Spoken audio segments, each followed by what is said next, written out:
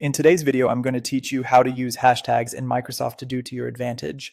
First, open Microsoft To Do on the web. You can sign in and head straight to your task lists. The process you'll see here works similarly on the desktop and mobile apps, but we'll focus on the web so everything is easy to follow on screen. Next, pick any existing task to open its detail view or start fresh by clicking Add a Task. Either way, we'll use the task pane to place and test our hashtags. You can add hashtags in three places: the task title, the notes field, and individual subtasks, which To Do calls steps. Think of tags as quick labels that make searching and grouping effortless across all your lists.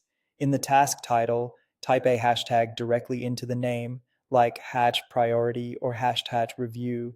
This keeps the most important context front and center. Short, memorable tags work best here, so you can scan your list at a glance without clutter. In the notes field, click Add Note and type one or more hashtags alongside extra context. This is perfect when you want to add multiple tags without overstuffing the title. You might use tags for people, locations, themes, or workflows, whatever helps you find tasks fast.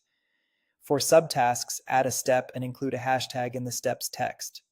This is helpful when a large task has distinct parts and you want to track or group specific subactions across different parent tasks. After you press enter or save your changes, hashtags turn into blue clickable links. That's your signal they're recognized. Click any blue hashtag to instantly search across all your lists and see every task that includes that tag. Whether it's in a title, a note, or a subtask, it's a fast way to pivot from one task to a complete view of related work. You can also use the search bar at the top of the app. Type the hashtag there to get the same filtered results. This is handy if you already know the tag you want or if you prefer searching without opening a specific task. Finally, feel free to apply multiple tags to the same task. Use one for urgency, another for a team or client, and another for a context like hashtag home or hashtag errand. Multiple tags make it easier to slice your tasks from different angles and switch focus quickly.